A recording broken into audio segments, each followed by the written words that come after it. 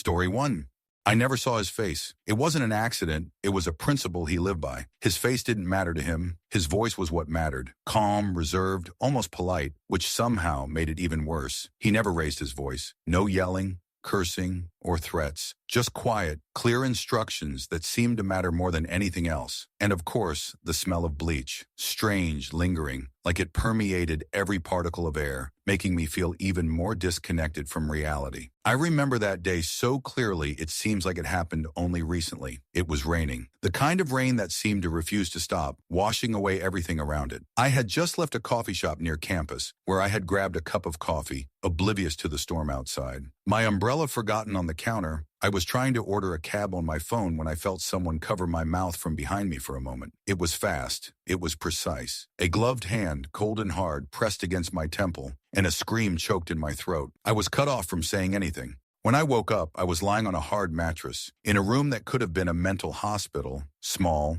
windowless, with cold blue walls, a blue ceiling, and blue sheets. Everything in the room was the same color. Everything was closed in, devoid of warmth and life. There was a single light bulb hanging overhead, humming like something old and broken. The air was musty, filled with the smell of chemicals and something sour that smelled like old paint. And it was strangely familiar. I was still wearing jeans and a sweatshirt, but my feet were bare. My shoes were gone, like everything else. There was a door on the opposite wall, but it had no handle. No obvious exit, no escape route. Just this door, which looked as if it was designed to stay closed. In the corner of the cell, a blinking red light reminded me that he was watching. He was always watching. He was always there, even when I couldn't see him. But I knew he was there because the camera never stopped blinking, as if to remind me that my every action was being recorded and judged. I didn't understand what was happening and couldn't remember how I got here. There was only one question in my head. Who is he? Who is this man who brought me here? And what does he want from me? My thoughts were confused, and I tried to think logically, but instead I was overcome by a crazy anxiety that filled every corner of my mind. I even tried to scream. It was natural. I wanted to at least get some kind of reaction from this empty world around me. But when I opened my mouth, the sound disappeared, as if it was absorbed by the blueness around me. It felt like the space was not just empty, it was absorbing you.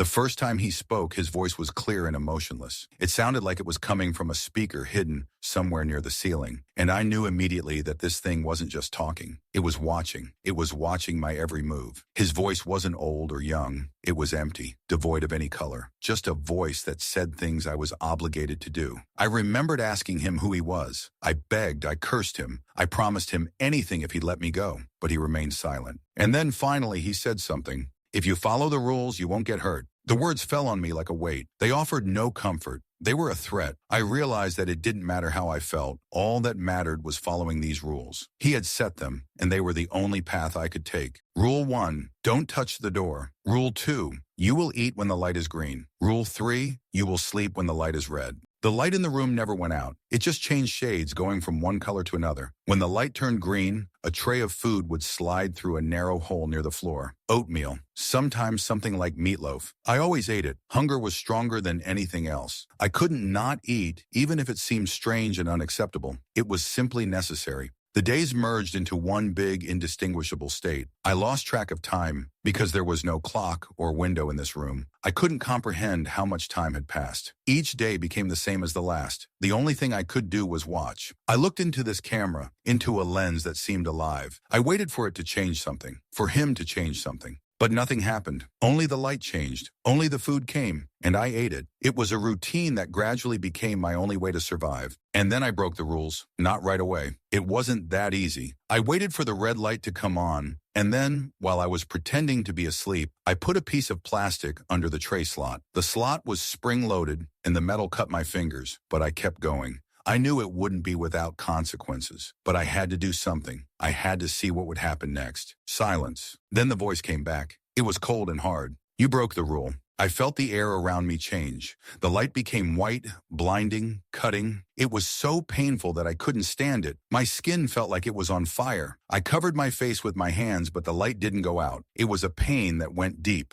I curled up into a ball, and despite my pain, I begged for it to stop.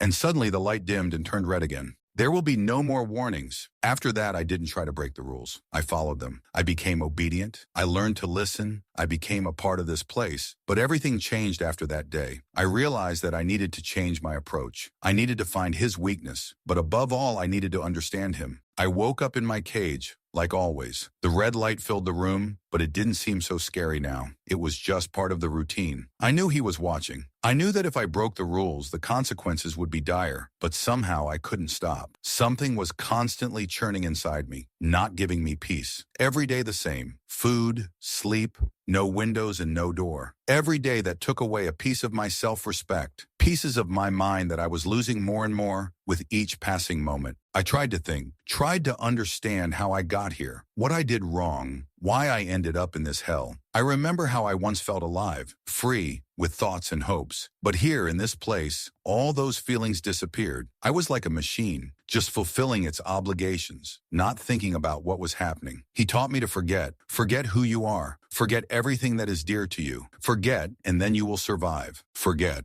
But what if I don't want to forget? I can't shake this feeling that there's something I have to remember, something I can't leave behind. These shadows that haunt me, they're there, in the dark corners of my mind. Sometimes I catch myself thinking that I'm not alone in this room. Something is watching me, even though I can't see anything. Sometimes when the light gets dim and seems about to go out, I hear strange sounds like someone is wandering through the corridors hidden from me. I've heard it a few times when I've tried to sleep. That rustling, barely audible, but real. It woke me up at the most inopportune moments, and something about it bothered me. But maybe it was just my mind playing tricks. I had long since lost the ability to perceive normally. I increasingly began to doubt what was really going on. Was there anyone at all besides me and him? I had never seen his face. He didn't exist in that sense. He was just a voice, an idea, a concept that was embodied in the rules. That day was different. I felt it from the start. The light was dim, barely noticeable when I woke up. The tray of food was gone again, but this time I didn't feel hungry. It was as if the hunger itself had become a part of me. I tried to get up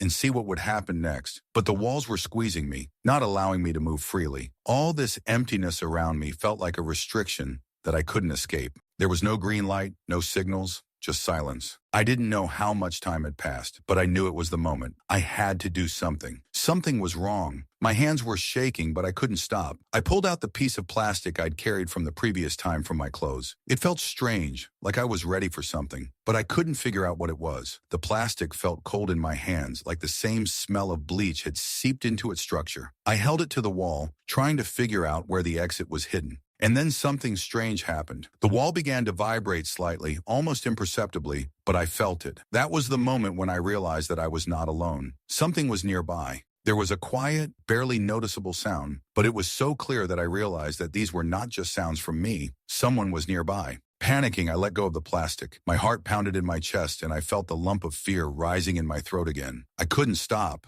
I kept looking for that exit, that moment that would let me know the truth. I couldn't stay here any longer, not knowing what was happening. But the light changed again. It became bright and white, like the sky before a storm. At first, I didn't understand what was happening, but then I felt the floor beneath me begin to shake, and I realized that this was no longer just a mind trick. The wall was gone. I was standing on the threshold of something else. At first, I thought it was just an illusion, but as I stepped forward, I felt a cold air covering me. I took another step, and there was a corridor in front of me. It was dark, narrow, but completely real. I stood on the threshold of what could have been my salvation or another step into a trap. There were no lights, no cameras, none of the tight control I had felt before. There was just a corridor that stretched into darkness. I stepped forward. Step by step, I moved down the hallway, feeling the cold creeping through my body. I needed to understand what was happening. I needed to find answers. But the further I went, the more I felt like I was being watched. Something was nearby, and I couldn't figure out what it was. Was it the voice that kept telling me what to do? Or was it the shadow itself that was watching my every move? And yet I didn't stop. I moved forward, despite the feeling that there was something behind every move I made. I couldn't turn back. I knew I had to move forward. Several minutes had passed, and I continued to move along this corridor that seemed to have no end. My steps echoed in the emptiness, and I felt the tension growing with each passing moment. It seemed as if the walls were shrinking, becoming more and more cramped, despite the fact that they remained unchanged and cold.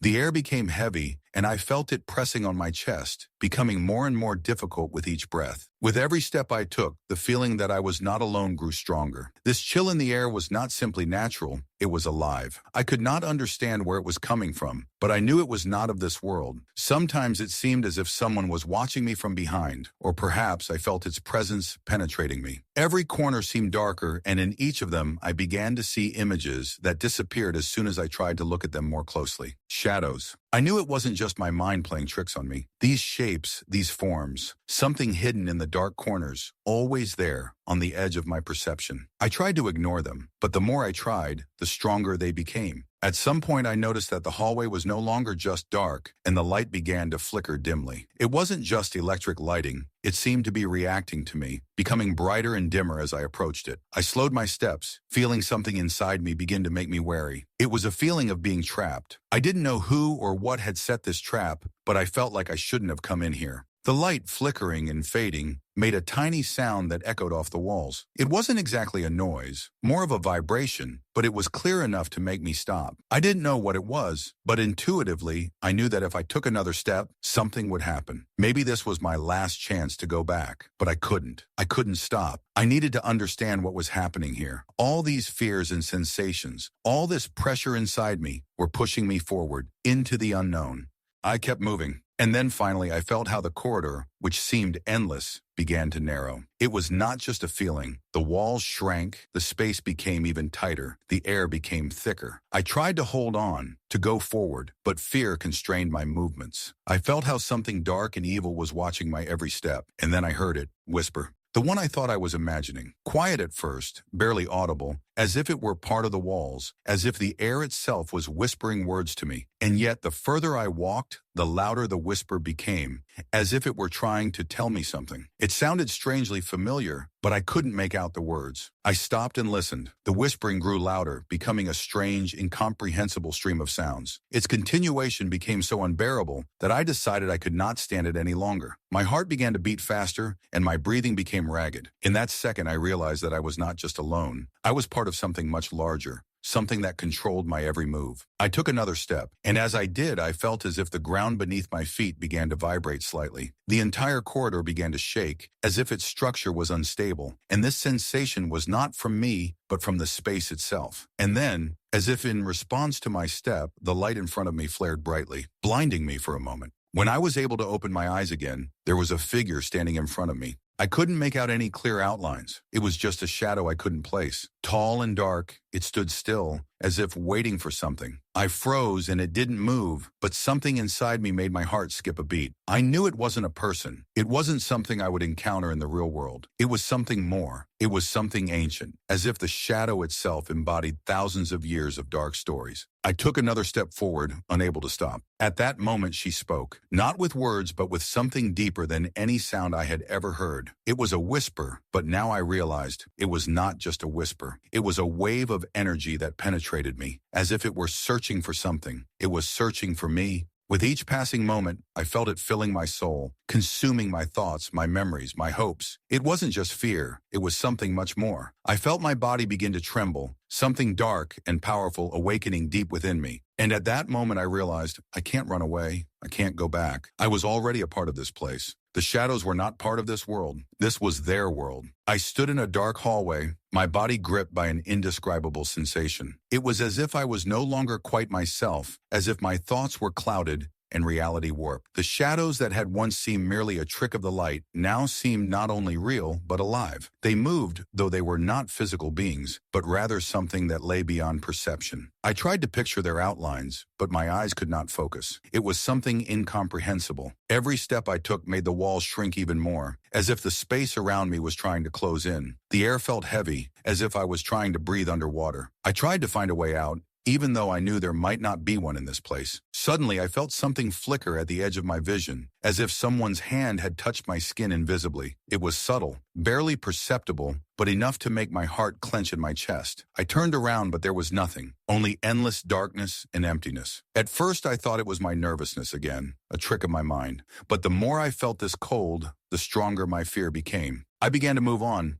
hoping to find some way out of this nightmare. Time here had lost all shape. Everything seemed closed and endless. And the more I tried to understand what was happening, the clearer one fact became. I was here for a reason. It was as if this place was pulling me in, forcing me to go through it, no matter what I was afraid of or trying to understand. And then I felt it again, that feeling of being close. This time there were no illusions. I could clearly feel something huge and ancient moving in the shadows. It was watching me. Its presence was oppressive, as if it occupied all the space around me. I tried to turn my head, but I couldn't. My muscles were like stone. I couldn't tear myself away from what I was feeling. I kept walking, but now every step was an effort. My legs seemed to be unresponsive, and it seemed as if I was standing in the same place, but the space around me was still changing. Every movement was insignificant, barely noticeable, but nevertheless changing everything. There were no laws of physics in this place. There was nothing that could explain what was happening. Suddenly, a new shadow appeared in front of me, much larger than the previous ones. It was so dark that it seemed to absorb all the light that remained in this corridor. I knew that this was not just another trick of the light. This was something alive, something that literally took this world into its hands. The shadow took a step, and the space around me cracked. I stopped. My lips were dry.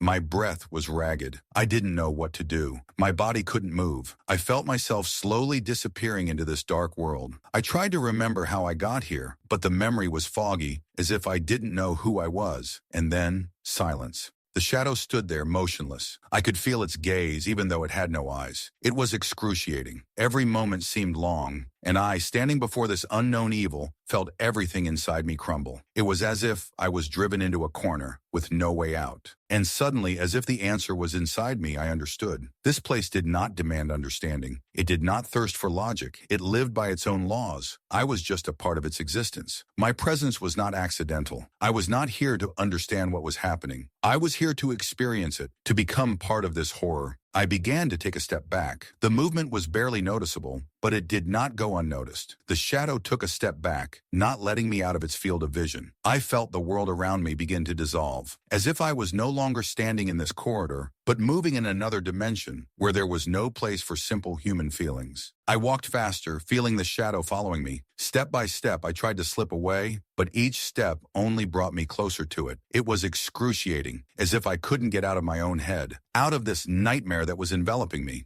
My mind screamed that this couldn't be real, that I had to wake up, but it was hopeless. I couldn't stop. I couldn't turn around. The shadow kept following, oblivious to my efforts. I closed my eyes, but the darkness did not go away. It grew deeper, swallowing me whole, until I realized I was a part of this world, and I could not go back. The shadow seemed to swallow everything around me, leaving only an abyss in which I floated, unable to find solid ground beneath my feet. I walked, but each step was uncertain. The ground beneath my feet seemed to float, without a permanent shape, and I found myself again in this place where time does not exist. It felt like I could not leave, as if something invisible was pulling me back, and I was unable to resist. I tried to remember what I was doing here. Why was I here? The questions multiplied, but there were no answers. My thoughts were scattered, as if I was experiencing something forgotten, something that was hidden deep in my memory. But this emptiness in my head did not leave me. Every time I tried to find an answer, I only sank deeper into the unknown space. The shadow appeared before me again. It was unchanging, nothing more than a dark spot, but I knew it was more than just standing there. It was alive. The shadow had no form, but I could feel its power. It was there, always there. It was part of this place, and I probably was too. I stopped, turning around, trying to look around. There was nothing in the darkness except this immeasurable void. I didn't know how much time had passed, but I couldn't shake the feeling that I was in some kind of nightmare that never ended. Every place I went seemed familiar, but everything was distorted. I took a step to the side, searching for some way, but everything was the same. The corridors, the bottomless darkness, the cold that squeezed me like an unbearable weight. I tried to believe that this was all just a fantasy, that all this was the result of fear or some kind of shift in perception. But every new movement, every breath, only confirmed that there was something more here.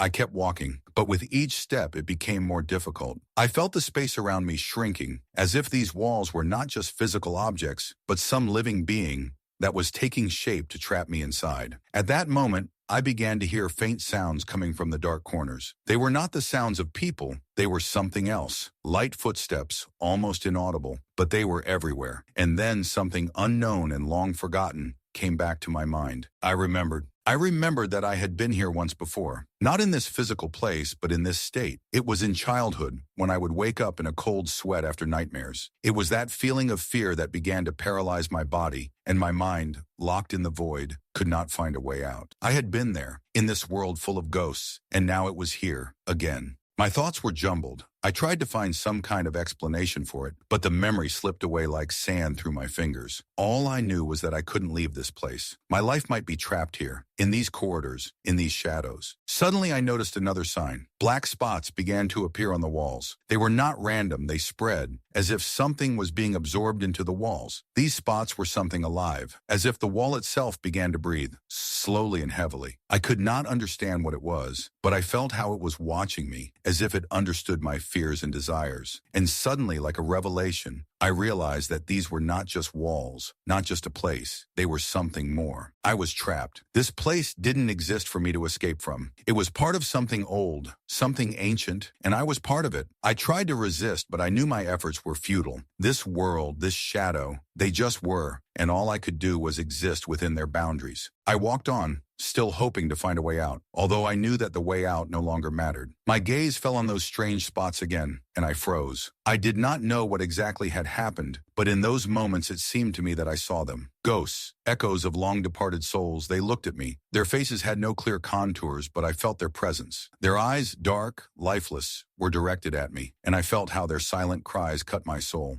I closed my eyes and took another step, unable to stop. I knew I had nowhere to run. This place left no room for escape. The shadows around me grew denser, encircling me, consuming everything, including light, air, existence itself. I no longer remembered who I was, why I was here. I was a part of this, and if I tried to leave, I only came back. These ghosts of the past, they were a part of me, a part of what I had lost, and now I was a part of this world. I didn't know how much time had passed since I had stepped here, into this world that was both real and unreal. The space around me remained motionless, and I began to feel its walls beginning to squeeze me. Time seemed to have lost its essence, and I could no longer distinguish whether it was day or night. All boundaries disappeared, and I became part of this emptiness. The walls, initially dark, began to change shape. I could feel them reaching out to me, as if these monumental structures were alive. The shapeless black spots on the walls became deeper, as if they were absorbing the light, absorbing my soul. I tried to move, but each step became heavier, as if I was falling into this darkness. Something moved in the corner of my vision, and I turned my head. It was the same silhouette, the same shadow that had been following me from the beginning, but now it was closer. I couldn't see it clearly, but I felt its presence. It was like an unknown creature moving between worlds, and it couldn't be stopped. The shadow was thick, as if the darkness itself was taking shape to envelop me. It was not fear as I knew it. It was something deeper, more basic, that came not from the mind, but from the core of my being. I felt something inside me begin to crumble. It was not just a physical sensation. It was the feeling of my very being dissolving into this world. My movements began to slow. It seemed like I had no control over them anymore. I tried to run, but my feet seemed to be stuck in this black space. The shadows merged, pulled me in, consumed me. I closed my eyes, but even in the darkness, I could feel it taking over me, its shadow enveloping everything around me. My consciousness began to disintegrate. I could not understand where I was or who I was. These questions did not matter in this place. I was part of the shadow, part of this space, this world that had no beginning and no end. I was no longer a separate person, but was becoming something that had no form, that could not be defined. Suddenly, a new figure appeared before me, not a shadow, but something else. I could not understand what it was, but it became part of this world, part of my destiny. I stepped forward, not knowing why, and that was the last movement I made.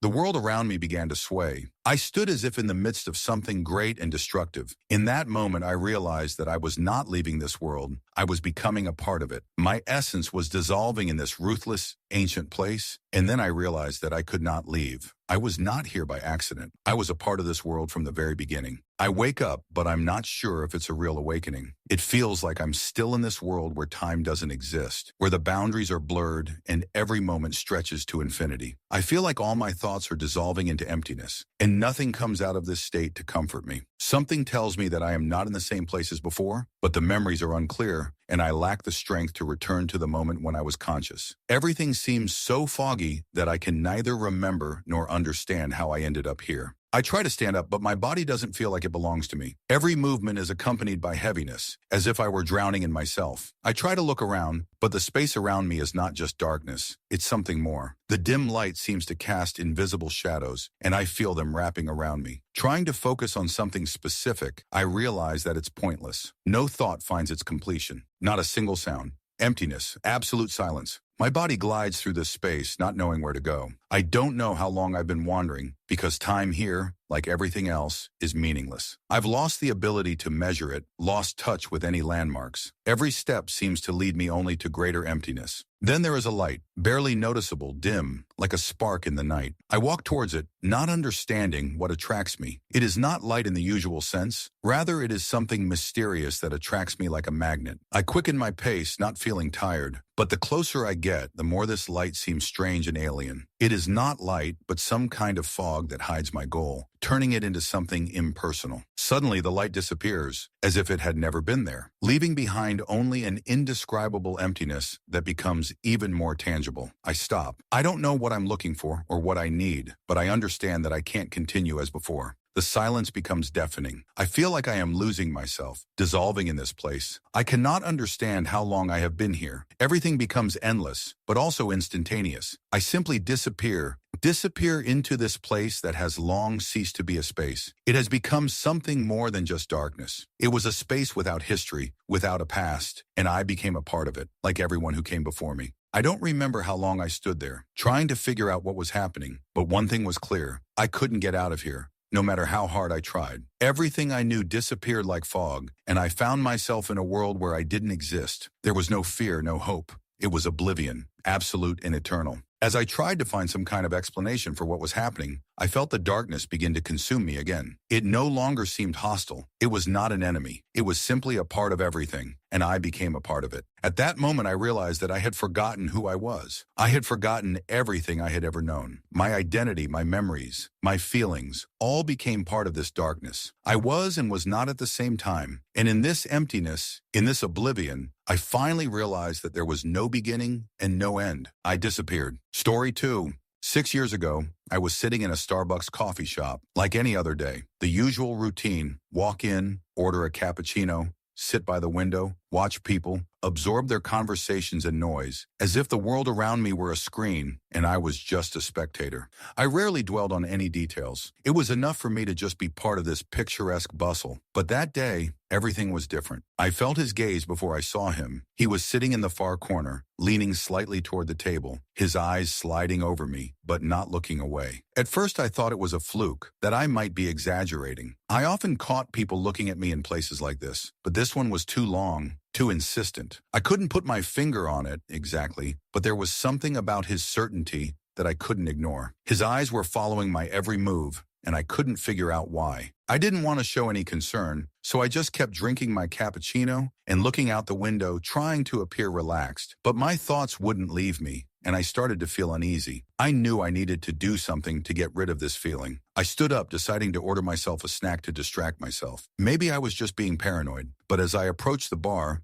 I felt those eyes again. He was still sitting there, still watching me. My hand froze on the lid of my glass, and I instinctively turned around, looking in his direction. Our eyes met, and I felt the tension in the air become palpable. He didn't look away. I didn't even know what to do. I couldn't figure out what he wanted, or why I was his target. I couldn't believe I was even thinking about it. In a coffee shop, in this environment where people were just enjoying moments of solitude or simple communication, it was out of place. I tried to hide my anxiety and, after a quick order, returned to my table. He was still there, as if he was watching my every move, even though I couldn't figure out how exactly he was doing it. I looked down at my drink, trying to focus on something familiar rather than the man sitting across the cafe. I thought it was all just a coincidence, that maybe I was imagining things too much. But every time I looked up, he was still there. I could feel his presence, as if it wasn't something invisible, but a real, haunting sensation. He didn't seem to be going away. I don't know what made me act like that, but I felt my heart beating faster and decided I had to check on him. I stood up and headed for the toilet without looking back. My gut told me that if he was here, he wouldn't have left. He would have just waited for me to come out. I don't know what I wanted to confirm so badly, but I felt like I needed to understand what kind of person he was and why he was so interested in me. As soon as I entered the men's room, I felt vulnerable. And so, standing at the sink, I wondered what exactly I wanted to achieve. Should I go back to the cafe, pretend nothing had happened, or something else? My thoughts were interrupted when I heard footsteps outside the door. A strange feeling washed over me. He had followed me. Instantly, I remembered everything I had told myself. Relax, just be calm. But now in this bathroom, I couldn't calm down. Had they gone? Could it have been someone else? There was no clear answer in my head, only anxiety that grew with every sound. The footsteps stopped, and it wasn't until I heard a knock on the door that I realized what to do. Shock washed over me. This man wasn't going to leave. I told myself it must all just be a strange coincidence, but deep down I already knew it was more. I raised my voice and said, "There's someone here, excuse me." My tone was empty, and I felt ashamed that I felt fear growing in my chest. I heard his footsteps standing there. He didn't leave. I thought, maybe I'm wrong, but when I saw his feet, I realized I wasn't wrong. He was there. He was close. That was the moment I realized I couldn't go back to my old life, that something was changing in this story I was playing in. Why me? Why all this? It was when he told me he'd been paid to kidnap me that I realized this wasn't just a fluke. This wasn't just someone randomly interested in me. I was part of something much darker than I could have ever imagined. And he wasn't the first one to have been after me. As I left the bathroom, thoughts of what had just happened continued to swirl in my head. It felt like a nightmare, but I knew it was real. I could still feel his gaze on me, and this time I had no time to hide or pretend that everything was okay. I hurried back to my desk, feeling the air around me grow heavier. He was still sitting in the same corner, and even though I tried not to look in his direction, I could feel his eyes watching my every move. I quickly grabbed my bag and headed for the exit. It seemed easier to breathe outside, but my soul was heavy. I tried to convince myself that nothing terrible had happened. It was just a coincidence, maybe even a lie. But something in his gaze and what he said to me did not give me peace. "I was paid to kidnap you." These words continued to echo in my head. Who is he? Who could pay him to do this? I decided I had to act. Not right away, not right then, but I had to find out what was behind this situation. There were too many questions, too many uncertainties. I didn't know where to start, but I was sure of one thing. I had to figure out who this man was and why he was following me. I walked through the streets, many thoughts swirling in my head. I was almost home when I felt the tension rise again. On my way, I noticed two men standing in the distance, ski masks on their faces. I froze for a moment, so as not to attract attention to myself. They were watching me. It couldn't be. Why them? Who were they? My blood ran cold. I kept walking, trying to ignore them, but the feeling of being targeted wouldn't go away. All this time I had been living my normal life, not noticing those who might be following me, who might know more about me than I knew about them. I didn't know what to do with this fear, what to do with this feeling that someone was waiting for me. When I got home, I immediately closed the door behind me and turned on all the locks. I could feel the adrenaline rushing through my blood, and my heart was still beating wildly. My hand reached for the phone. I decided to text him, as if trying to calm myself down. I didn't know what to expect, but I hoped that at least he could explain what was going on. I wrote, "How are you?" The instant message came back. "I'm going home now, but I don't know what people will do to me." His words confused me. I didn't understand what he was talking about. Could these people really get to him even at his home? But no matter how hard I tried to find an explanation, it all seemed pointless. Why didn't he go to the police? Why didn't he just call to report what was happening? I continued to stare at the phone screen, and his next sentence confused me. "That's impossible." The words sounded empty but strange. I couldn't figure out what was behind them. He explained that he had a history of violence, including with the police. I felt uncomfortable with that phrase, with the fact that I didn't know who I was dealing with. He must have been in a tough spot, but it was nagging at me. Why couldn't he just go to the police? After all, if he was being threatened, wouldn't that have been the smartest thing to do?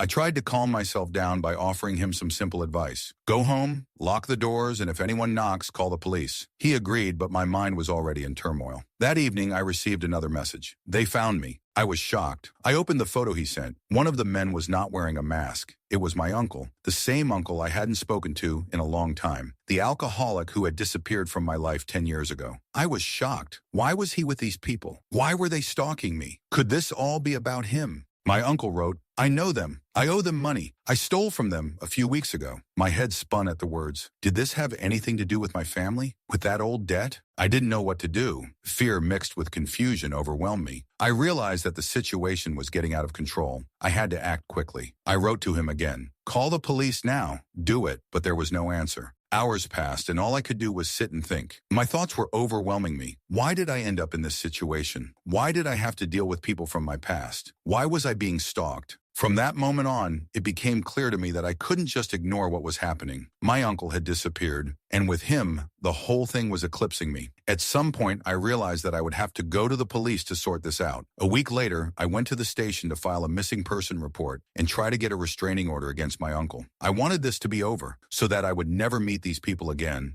and never end up in this situation. But I didn't know that all this was just the beginning. The situation became more and more tense with each passing day. I kept thinking about my uncle, his message, and his strange connection with the people who were following me. Every morning I woke up with a feeling of anxiety. I couldn't understand what it all meant and what to do next. The police promised to investigate my uncle's disappearance, but I didn't know if I could trust them. It was too personal. Instead of waiting for everything to resolve itself, I started looking for information about my uncle. For a long time, I had no idea where he had disappeared to, and now his appearance in this story raised even more questions. He was a person who had long ceased to be a part of my life. We had not communicated. His behavior had repeatedly let our family down, and after years I thought his place was in the past, but now he was back in the center of it all. I started going through his old contacts, contacting people who knew him, looking for his old records, maybe some papers. All I found was a list of debts, old addresses that no longer mattered. But what really struck me was that in his records I found traces of a company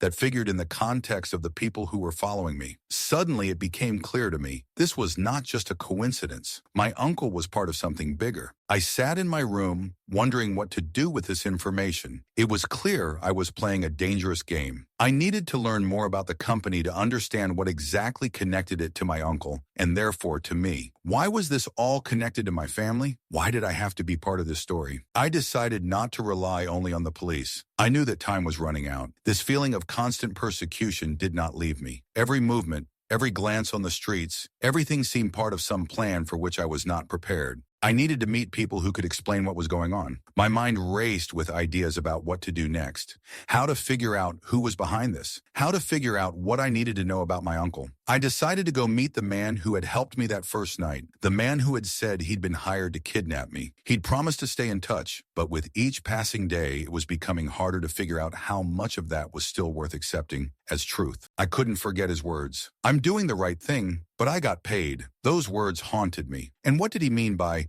doing the right thing? It was the only moment I felt that maybe I was safe, that I had someone who could help me figure out what was going on. No matter how much I tried to calm myself down, I kept feeling that something was waiting for me, that I didn't know what I would encounter next. And then one evening, when I was standing near my house, I saw those two men again, in ski masks. This time they were standing a few meters away from me, and I realized that they were watching me, that their presence was no longer accidental. I had no choice. I decided that I had to take a decisive step. That night I wrote to the man with whom I had exchanged numbers. He answered almost immediately, but his words were full of anxiety. He said that he was unable to hide from those who were looking for me, and that he, too, was being threatened. He said that he had to do something to avoid getting into an even more dangerous situation. I couldn't understand what was happening. It was all wearing me out. I wasn't ready to face people like that again, who could take away everything I knew and take me back to my past. As I continued my search and attempts to understand what was going on, I discovered more strange details that indicated that this was all part of some larger plan that I could not understand. I decided to go back to the police and tell them the new facts, but then I realized that I could not trust them because there were too many hidden players in this game. That night, I received another message from the man I had spoken to,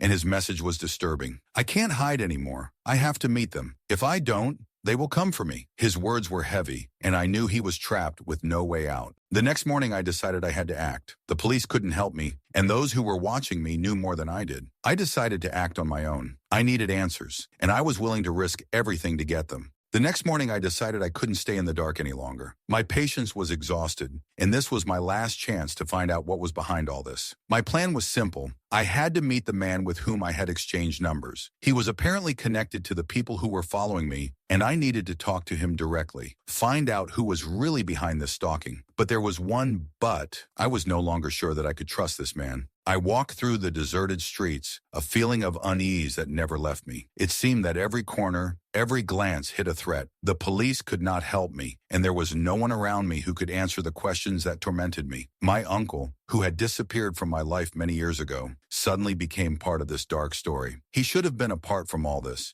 but his disappearance and his connection to the people who were persecuting me made me doubt his true intentions. I had reached the point where I could no longer leave things to chance and had to take matters into my own hands. The man I had exchanged numbers with told me that he too was being followed and that his situation had become even more dangerous. His messages were becoming increasingly dark, and the final meeting we had arranged seemed even more uncertain. That day, I decided not to take any risks. Instead of meeting him at the place we had chosen, I went to another area to check if there were anyone there who might be watching me. I thought that if they were watching me, I should be careful to avoid meeting those same people again. I went to a cafe in one of the quieter parts of the city. It wasn't crowded and the weather outside was foggy, which only added to the feeling of anxiety. I sat at a table by the window, watching the street, waiting for the man I was supposed to talk to. Time dragged on and I kept wondering what I should do if this wasn't just a coincidence. I knew that if things went wrong, I would have to face it alone. When I looked at my watch, I felt a sense of unease. The man had not appeared.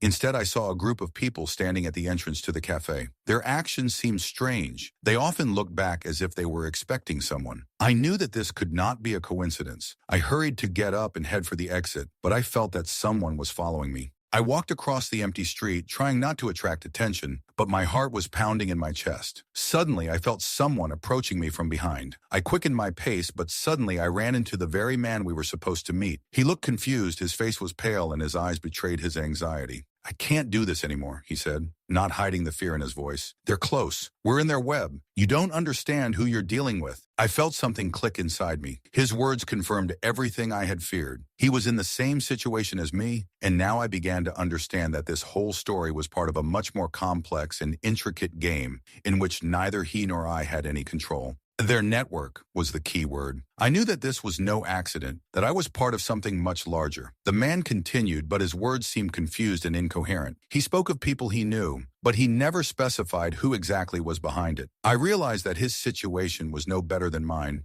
and possibly worse. He was part of some clan or group that used people like him for their own ends. Suddenly he fell silent, looking around, and then quietly whispered, "They're watching us." His voice was full of despair. I couldn't wait any longer. We had to act. I offered to let him come with me, but he waved me off, saying it would be too risky for him. I realized that my goal now was to find out who was really behind this, and whoever it was, I needed to learn everything I could before it was too late. We separated, and I walked toward my house, aware of the eyes of hidden observers. The street was quiet, only the wind rustling the leaves. I knew I couldn't go back to my old life, that every step brought me closer to uncovering the truth. But that truth could be far more dangerous than I imagined. I couldn't forget the man's face. He was in the same situation as me, caught in this dark story. We were both caught in some kind of web that we couldn't get out of, not knowing who was behind it all. His words, "They're watching us," echoed in my head, and every day I felt more and more afraid. But the worst thing was that I didn't know what to do next. When I got home, I immediately barricaded the doors. Every creak of the floor under my feet, every sound outside the window seemed like a warning. I couldn't leave it to chance. I wanted to believe that it was just a coincidence, that someone happened to be nearby, but I couldn't help but suspect that all of this was part of something much bigger. That night, I fell asleep with my phone in my hand, still exchanging messages with the man I had just met. He said he feared for his life, that he was being followed, that they would probably be looking for him soon. His messages became more and more alarming. It seemed that the more I talked to him, the more I sank into this dark abyss where there was no room for answers. He didn't write anything useful, only poured out his fears and doubts. And although I could feel his worries, it didn't give me an answer to the question of who was following us and why. The next morning, I decided not to wait any longer. I had a decision to make. I couldn't let these people control my life. I couldn't be manipulated any longer. I decided to go to the police, file a report that I was being followed, and try to find out what was going on. But as I picked up the phone to dial the number, I thought, should I trust the police? Should I reveal all these horrific events to people I didn't even know? My hands began to shake as I thought about the possible consequences. If this was true, If someone was really following me, what would happen if I started talking? They might find out, and then my life would become even more dangerous. I was trapped, and I didn't know how to get out. Eventually, I did call the police. It was difficult, but I felt I couldn't remain inactive. But the answer I received was not what I expected. I was told that they could not open an investigation without concrete evidence. My story about the man who had followed me seemed insufficient. I was advised to pull myself together and, if the situation worsened, to seek help again. I felt despair creeping up on me. This was not the answer I was hoping for. When I got home, I tried to calm down. I thought I needed more information. I couldn't stay in the dark. I continued to text the man, hoping he would share something important. And then a few hours later, he wrote me a message that made me freeze. I know who it is. It's them. It's the ones who are watching us. I know them, and I need to talk to you. You have to come to the meeting, but be careful, they won't back down. I can't hide anymore. Those words touched me. He knew who was behind all of this. And now I felt a wave of fear wash over me. Was I about to uncover some terrible truth? I felt the dark forces around me begin to thicken. I had to meet him to find out everything. But one thing was bothering me. What if this was the last time I met him? What if I went to the meeting and was once again in the wrong place at the wrong time? But I had no choice. I couldn't let this just go away as another mysterious incident in my life. I knew there was more to it, and if I didn't act now, it would be too late. I walked out of the house feeling the gaze of every passerby. It seemed to me that every person could be connected to this network, and I did not know which of them could be the enemy. My heart was pounding in my chest, my hands were sweating, and my thoughts were spinning in my head. Somewhere out there was the man I was supposed to meet, but now this step seemed much more dangerous than before. I walked towards the meeting place, and the closer I got, the more I felt the dark forces closing in on me. Every step was difficult, but I knew it was the only way to find out the truth. I was ready to meet this man, to find out who was behind all of this. But what if the truth was even more terrible than I could have imagined? Several days passed, but I still couldn't get the man I met that strange day out of my mind. His strange behavior, his dubious history, and most importantly, his connection to my family. All of it remained in my head like a cumbersome and unpleasant nightmare that I couldn't banish. Every time I tried to distract myself with something normal, his face and words would pop into my mind like scars on my skin that wouldn't heal. I didn't know what to do. The police had opened an investigation, but it was clear to me that they couldn't take on the full weight of the investigation. I needed to find answers on my own. Did this man know something I didn't? How were these events connected to my family? What exactly had happened a few years ago? And how had it all led to this moment in which I found myself? The fear was moving into my head, making every new action seem difficult and every encounter dangerous. Every time I left the house, my sense of alertness grew. It wasn't paranoia, but real anxiety. It felt like I wasn't just following a familiar route, but also like I was in the middle of something that was unfolding right around me, hiding its true form. I often stopped at intersections to make sure no one was following me, peered into mirrors, checked the corners of buildings, and observed the people I passed along the way. My sense of the world changed. Simple actions became filled with anxious meaning, and every glance became a threat. Every evening, I checked the windows and doors to make sure everything was locked, and each time I was struck by the thought that maybe it wasn't enough. Without any idea of what was really going on, I tried to go about my days as usual, but I could no longer be sure that I would be safe in my own home. Fear, which had once been foreign to me, was now my companion. One night I was walking home. The street was deserted. Only a few cars passed by, but I could feel the tension in the air growing. As I passed a dark alley, I noticed a figure standing at the end. Instantly, my heart sank and thoughts filled my head. It's him, or one of them. But as I got a little closer, the man disappeared. Perhaps it was just a phantom of my paranoia, but I didn't want to take any chances. I quickened my pace as if that would help me avoid trouble. As I walked through the yard, I saw the same masked faces again, figures hiding in the darkness. My heart trembled with fear. I hurried into the house, and as always, checked all the windows and doors. I locked everything, but the anxiety did not go away, as if I was trapped, and the more I tried to escape from this situation, the more I felt its presence. Ever since I received the message from this man,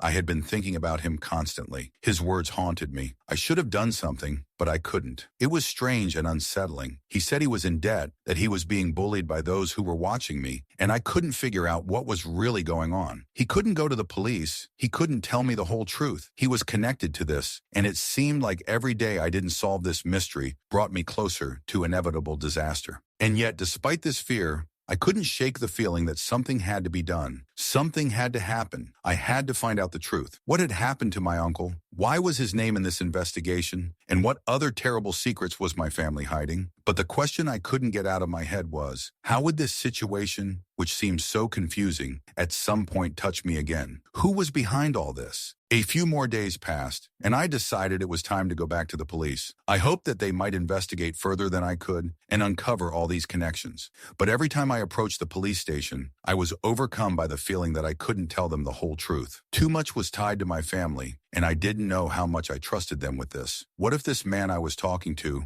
was just a pawn in some much more complex game, one in which I myself was part of the plan? I decided I wasn't going to sit back any longer. I had to take action, and I knew that this step would change my life forever. At that point, I couldn't go back to my old life. I was worried that there was more to say, and that those behind this could be much closer than I thought. That evening was the starting point. With each passing minute, I realized more and more that I had to reveal this secret, despite the danger. My feeling was clear. If I didn't do it now, everything would end differently than I wanted. I had to be ready for any consequences. I couldn't take my eyes off the screen of my phone, where that very photo was. The man I had exchanged messages with had sent me a photo of several people standing in front of a building, and one of them was my uncle. His face was distorted in drunken bliss, his eyes shining not with happiness, but with madness. I couldn't believe my eyes. This man, with whom I had not spoken for a long time, and whom I thought had disappeared from my life, was now connected to this nightmare. I didn't know what to do. I sat on the couch feeling the air around me grow heavier. All those events that had started as chance encounters and strange occurrences were now fitting together into a single frightening puzzle. Why was I at the center of all this? Why was my family once again involved in dark matters that I would rather never know about? My hands shook as I dialed the police. Each number was a threat, a reminder that I couldn't just let this all go.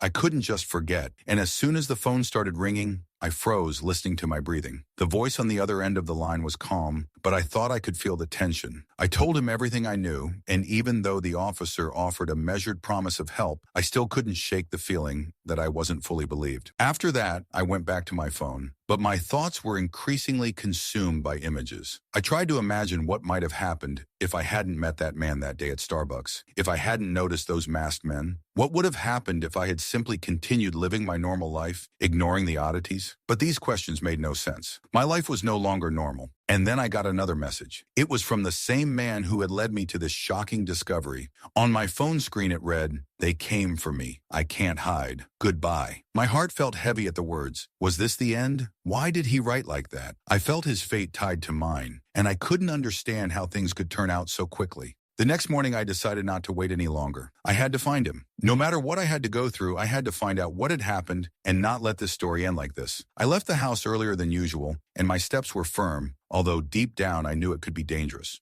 The place where he said he was hiding was far from the city, in an area I knew nothing about. With every kilometer, the anxiety grew, but I couldn't stop. The thought that this man might be in danger clung to me like iron claws. When I got there, I immediately felt that something was wrong. Everything was too quiet. I looked around, feeling the emptiness filling the space around me. This wasn't just an abandoned place. It was a place filled with fear, echoes of something that had once happened here. The walls of the buildings were covered in traces of time, and the windows were darkened with dust, as if they hadn't seen the light for many years. I came closer and knocked on the door. Silence. I knocked again, harder this time, and in response I heard footsteps, slow and uncertain. Something was happening inside, and it made me wait with bated breath. Finally, the door opened, and the same man stood in front of me. His face was pale, his eyes tired and filled with worry. He looked like he had been through hell, but still alive. He looked at me and immediately closed the door behind him. "I knew you would come," he said, almost in a whisper. Not knowing what to say, I simply nodded and walked inside. I didn't need to ask what had happened. It was obvious. I saw his eyes, and there was more than just weariness in them, but desperation. He was trapped, a trap with no way out. He sat down on an old chair in the corner of the room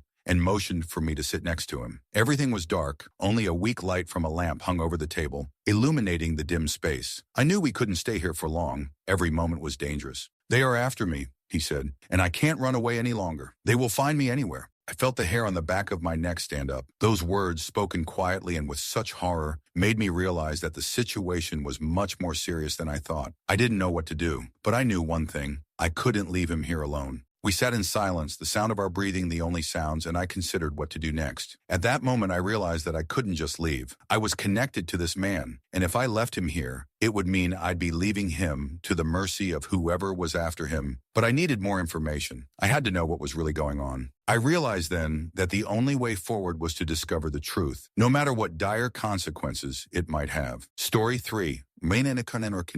It seems that some roads remember you better than people. I drove slowly. The night was cold and the air felt so thick that every movement seemed slow. My girlfriend sat next to me, already asleep, her breathing light and even. Havana, our dog, was curled up in the passenger seat as if it was made just for her. I couldn't help but notice how comfortable she was, as if the world belonged to her and we, sitting in the car, were her subjects. The car drove us along roads where there was not a soul, only the headlights cutting through the dark, moonless night. We were driving through some forgotten stretch of land where there seemed to be no people, no sounds, only emptiness, and maybe something old that we could not see. I tried not to think about many things, but my thoughts kept returning to their previous state. Something stopped in my mind when I looked out the window, as if the world itself was about to shrink and become smaller, limited only by this moment, this car, these thoughts. I was pretty sure I was on the right track. The GPS told me to turn off the main road to avoid the traffic. It was supposedly faster that way, and I didn't think twice about turning. The road seemed like all the others, flat and straight, devoid of any bright details. No buildings, no cities on the horizon, just trees on either side and a silence that felt like you could cut it with a knife.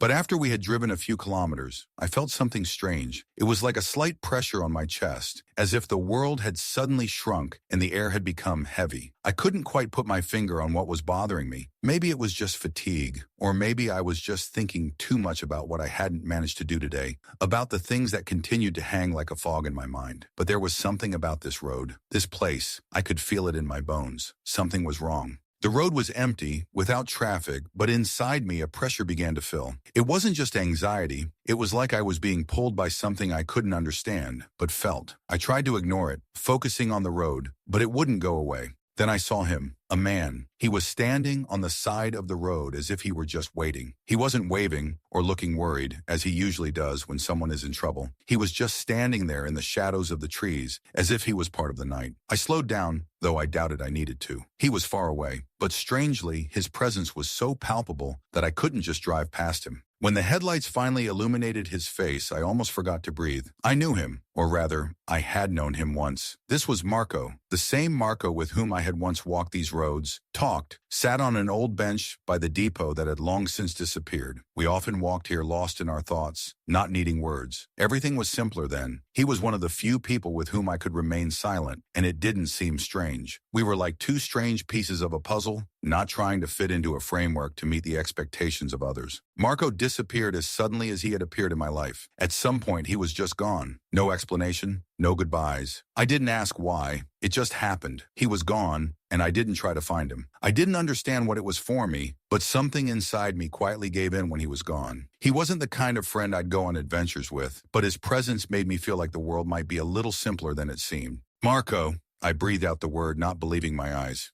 He smiled at me, and I felt the warmth return to my chest, although the meeting itself was strange, unnatural. "Hello, Petter," he said. His voice hadn't changed. It was as soft as it had been when he was a child. I couldn't say anything, so I just stopped the car. Havana's ears perked up as soon as I turned off the engine, but she didn't growl like she usually did with strangers. She just sat there and looked at him as if he had always been there. I stepped out of the car, not realizing what I was doing. It was like an action I should have done long ago, but didn't know when. I felt the gravel crunch under my fingernails, and Marco's gaze met mine. He was older, yes, but his posture, his gaze hadn't changed. He was the same man I could sit with on a bench, silent, watching the day fade into night. He looked at me with a slight smile and said, "You're back." I stood before him, not knowing what to say. 1,000 thoughts flashed through my head, but they were all blurry images. He was here. He was there, just like before, but something in his presence, in his gaze, in the way he stood before me, seemed different. This was not the Marco I had once laughed with and spent carefree time with. This was a man who seemed to have gone through something that had changed him completely. "You're back," he said, and his words seemed meaningful, as if he wasn't simply stating a fact, but doing so with some deeper meaning. I tried to respond, but my voice wouldn't obey. Instead of speaking, I simply nodded, feeling a chill run down my spine. There was something unfamiliar,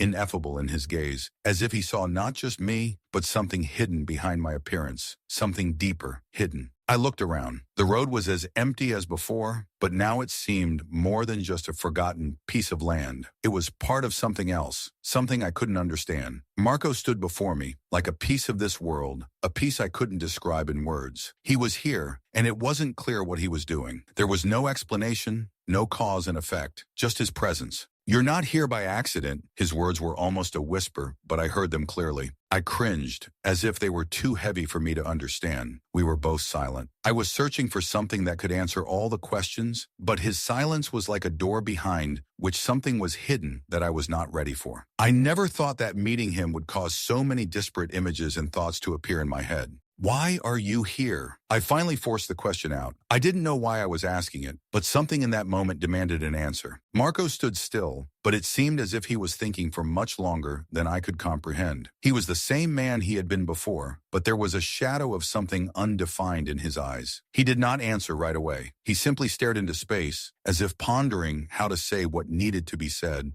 "You've lost something." His words were quiet, almost invisible, like something hidden in the forest when you try to see through the fog. "You don't want to notice it, but you feel it." I froze. He knew. He knew what I was thinking. Without realizing it, I felt like with every word he was plunging me into something more. Not a memory, not a recollection, but a sense that I couldn't go back to who I was before. Something was already gone, and maybe I wasn't ready to accept it. Marco wasn't just a friend from the past. He was something more than just someone who once shared simple moments with me. He was a kind of mirror. He showed me things I couldn't see myself, and that was probably what scared me. I looked at him. He seemed to be waiting for me to say something important, but my words stuck in my throat. I tried to understand what he meant. What exactly had I lost? "You want to find it?" His voice was like a whisper on the wind, and I felt a chill run down my spine. I didn't seem ready for this question yet. I didn't know what to look for. I wasn't even sure it was important, but his question hit me like lightning. I took a step forward. It was almost instinctive. I didn't know what I wanted from him, but suddenly I felt something inside me awaken. Perhaps it was some new understanding. Perhaps it was that shadow he wore in his eyes, his strange calm, his silence, his hidden truth. "What do you mean?" I said the words again, and now they seemed to make sense. Marco was silent, not answering right away. I tried to look into his eyes, but I couldn't. It was as if he was disappearing from my field of vision. His whole being seemed to dissolve into the emptiness around us. "You haven't lost something. You just can't find it." His words came to me like an echo as his figure gradually became more and more blurry, like fog. I stood up looking at his form, no longer sure that he was really standing before me. Maybe I wasn't ready to face what he was going to tell me. Maybe I wasn't ready to know what exactly I was going to find and what I was going to lose. Everything around me became empty and foggy again. And then, as I was about to leave, I understood. He was not just a friend from the past. He was a symbol that everything I once knew was slowly slipping away from me. I drove on, not looking back, though the feeling of what had happened remained a heavy weight on my chest. Everything inside me was different. There was no longer that easy feeling of confidence that usually filled me when moving forward. Time seemed to slow down, and the world around me became less clear. It was the same but different. I couldn't put my finger on what had changed, but I felt it. Marco, meeting him was unexpected, but at the same time so familiar. He was part of some old world, a world that I seemed to have left behind long ago.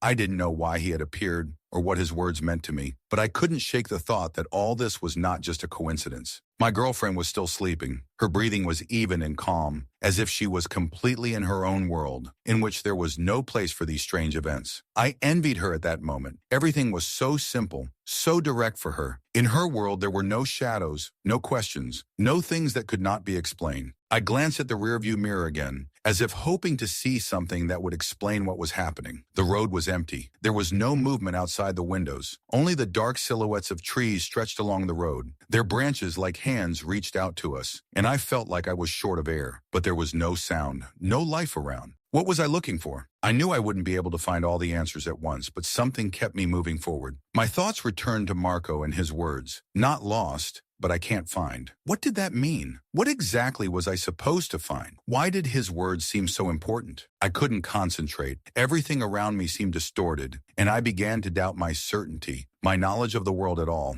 Even the road I was driving on began to feel alien, as if I was driving through territory I didn't know, as if under someone else's gaze. I slowed down, feeling that feeling creeping up on me, that feeling that something was wrong. And suddenly I saw him again. He was on the side of the road, and this time his figure was not blurred in the darkness as before. He stood there as if he was tied to this place, and despite the distance, I could feel his gaze, his presence. He waited, not moving, not reacting to me, just standing. That look was all too familiar. It reminded me of everything I was trying to forget. I slowed the car, not even realizing that I had stopped again. My mind couldn't focus. It was like a bad dream where you know you need to wake up, but you can't. I opened the car door and the wind finally touched my face. But it wasn't the wind I expected. It was cold, almost unbearable, strange. Marco was in front of me, and there was the same shadow in his eyes as before. "You don't understand what's going on here." His voice was reserved, as if he knew more than I did. "This isn't just a road. This isn't just a meeting. This is a beginning." I stood there listening to his words, and it seemed as if the world around me stood still, as if I were in some other place, in another time. I couldn't understand what exactly he meant. I couldn't understand why I was standing there, why he was standing in front of me. But I knew one thing. It was connected to something I couldn't comprehend. "You've lost something, Petter," his words struck again, "and you need to find it, but not here." I felt his words sink into my consciousness, as if they were going deeper than my mind could comprehend. I knew this wasn't just a conversation. This was a challenge. This moment was no accident, and I was part of something much bigger than I realized. Marco turned and walked towards the forest without looking back, and I couldn't afford to just stand there and watch him disappear. I quickly got into the car, but I wasn't sure what I was doing. I was sure of only one thing. I had to follow him. I started the engine and drove down the empty road again, following him into the darkness, not knowing where this path would lead me. But I knew that if I stayed here, all this would remain in my life as an unfinished story. I had to find the answers, no matter what they meant. I was driving along a road that was becoming more familiar and more alien at the same time. Every turn, every long straight where I had once driven with a sense of calm and confidence, now felt like a trap, as if the very ground beneath me was changing, and I couldn't understand what was happening. Inside, everything was seething, but on the outside, I remained calm, trying not to show the tension inside. When I looked back again, the shadows of the trees that lined the road seemed more and more threatening. Their branches, like hands trying to hold me back, didn't let me go. I tried to focus on the road, on what was happening here and now, but my thoughts kept returning to Marco, his words, what he had said. I had to find something, but what exactly? What had I lost? Why was I back here, in this place full of strange coincidences and dreams that never ended, but instead drew me in deeper? My consciousness tried to find an answer, but instead everything around me only blurred, and the place where I was became less and less real. Why did I even decide to come back here? It all started so simply. I thought that if I left, I could start something new. But these strange events, this man, these woods, all of this came back to me, inevitably. My girlfriend was still asleep. She didn't know what was happening to me, what I was going through, and that she wasn't really the only person I was trying to protect. But her calm, her innocence, seemed like a distant world that I could never get back. I slowed down again. There was a strange chill in the air, as if nature itself wanted to tell me something, but I couldn't catch its language. I felt my head getting confused, my thoughts getting lost in this abyss, and the silence around me was becoming more and more oppressive. But this cold, this strange feeling was familiar. I had experienced something similar before, when I first met Marco, when I began to understand that this road was not just a road, and this world was not just a world. Suddenly I noticed that the sky above the forest had darkened, and it wasn't the usual evening gloom that comes with sunset. It was something else, as if the shadows themselves were beginning to stretch, as if the night was coming too fast. I felt my pulse quicken, and every nerve in my body seemed to become a conduit for fear. I tried to concentrate, but even my own hands felt foreign to me. I looked in the rearview mirror again. At first I saw nothing, but then, as if in a fog, figures began to appear. There were many of them, shadows that moved in different directions, having nothing to do with reality. They were not people, not animals, but something that defied explanation. I glanced at my girlfriend. She was sleeping so peacefully, as if there was no fear, no strange creatures, no unexpected misty silhouettes in her world. But I couldn't forget what I had seen, what was nearby in this forest where something unpredictable could happen at any moment. I didn't know what to do. For a moment, I felt like I couldn't think. My hands gripped the steering wheel nervously, and as the shadows began to rise, I couldn't take it anymore. I sped up the car, as if I hoped the speed would help me escape from all of this. I couldn't explain why I couldn't stop and just talk to her, the girl who had been there the whole time. Why couldn't I wake her up and tell her what I'd seen? But despite the acceleration, everything remained the same. These shadows did not disappear, they simply continued to follow me. I felt their presence growing, as if they were trying to surround me, hide me in their shadow, and the sky grew darker. I turned sharply toward the forest again. It was an unconscious action, more of an instinct. I felt more than just adrenaline coursing through my veins, an unconscious fear that I was once again in the center of something great and inevitable. I didn't know what it was, but I felt it with my whole being. And at that moment I realized, I'm not alone. These figures are behind me. All of this is not just a coincidence. There are too many coincidences. I felt my heart start beating even faster. What was I doing? Why did I come back to this place again? Why couldn't I stop?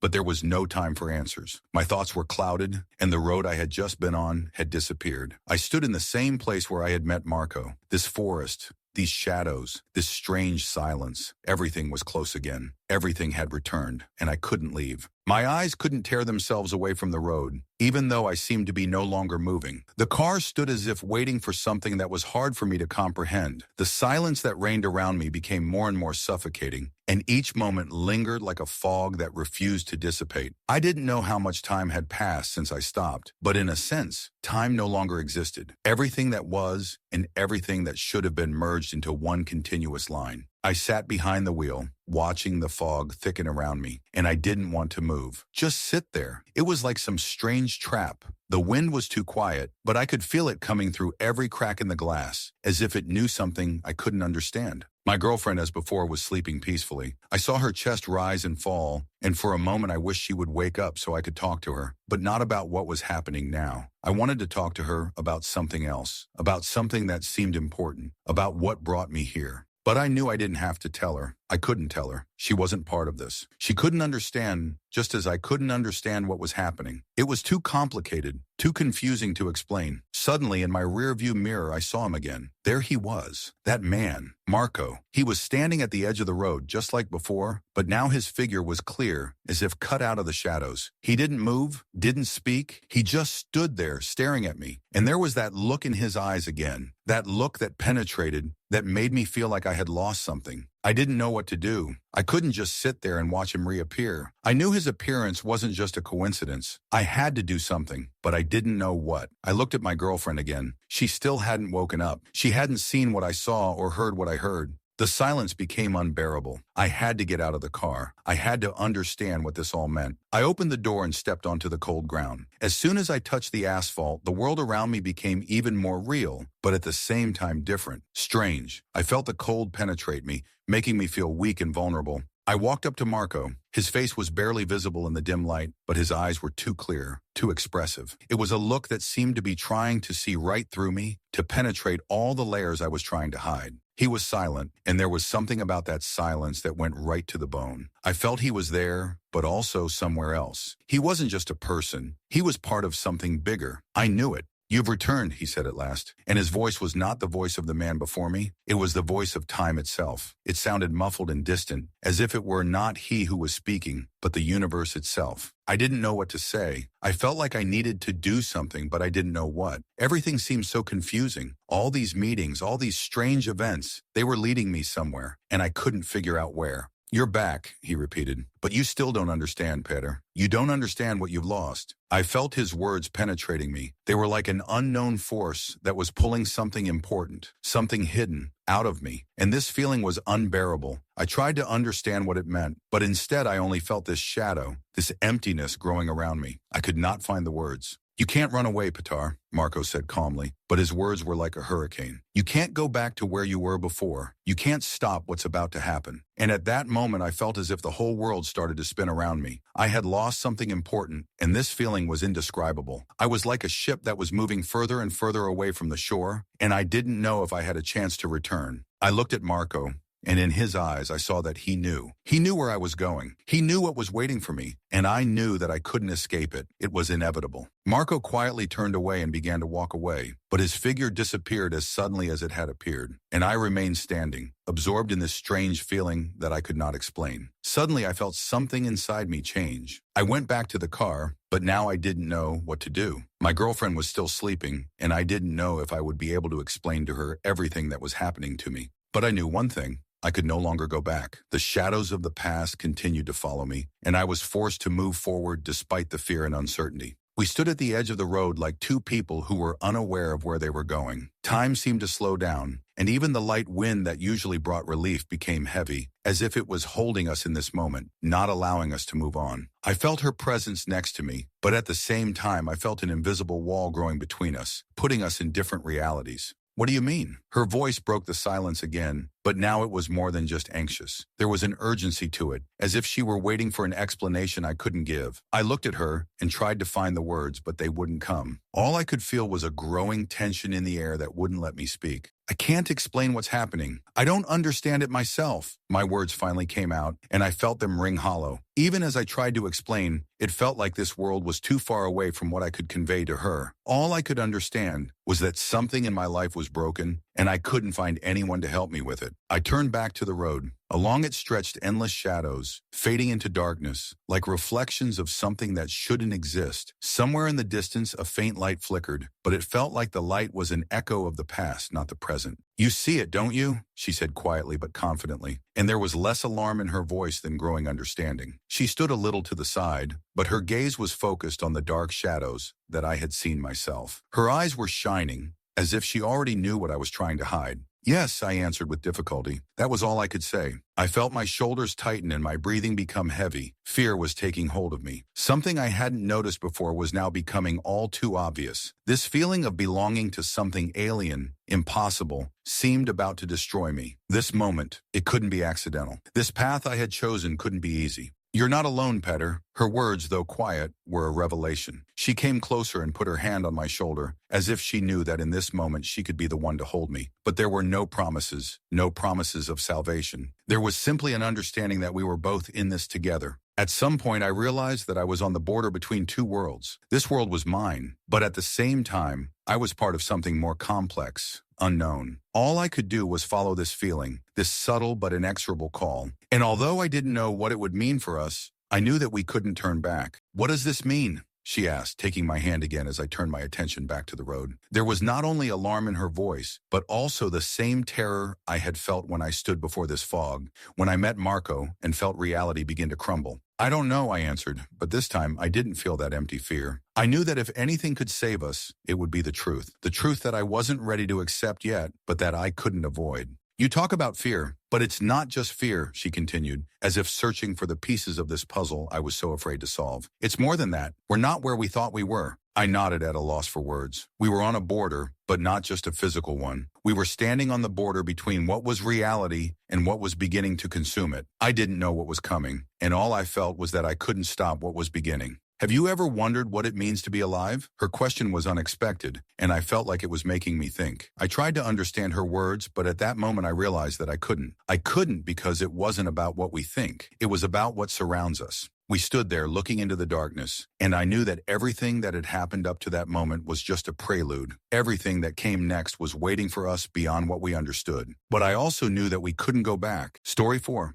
When I was a kid, the house in Appalachia seemed cozy to me, despite all its oddities. The old walls, the wooden floors that creaked when you walked on them. I remember loving waking up early in the morning, when the air was still fresh, and walking through the grass into the yard, looking at all the little wonders that lurked in the thick woods around the house. But there were also moments when I felt like something was wrong. It wasn't anything specific, but there was a dark shadow that lay over all these places, and it always felt like the woods were watching us. My parents never talked about it. They always said that such thoughts were just childish fantasies. But I knew that something was going on. I remember one night, when I was very little, I heard a strange sound, like rustling, coming from a dark corner of the room. I was scared, but I tried not to show it to my parents. I was only 5 years old, but I already felt that something was wrong in the house. Sounds that could not be explained by the wind or animals. And every time I went to the window, I saw the dark silhouettes of trees slowly swaying in the wind. But in fact, these were not just branches. These were the movements of something much larger. But what bothered me most were the animals that were disappearing. My parents kept a few goats and chickens, and every time evening came, I noticed that 1 or 2 of them were gone. I thought it was just wild animals, like foxes or coyotes, that might sneak out at night to steal prey. But then I noticed that there were tracks that weren't there before. Wide, deep,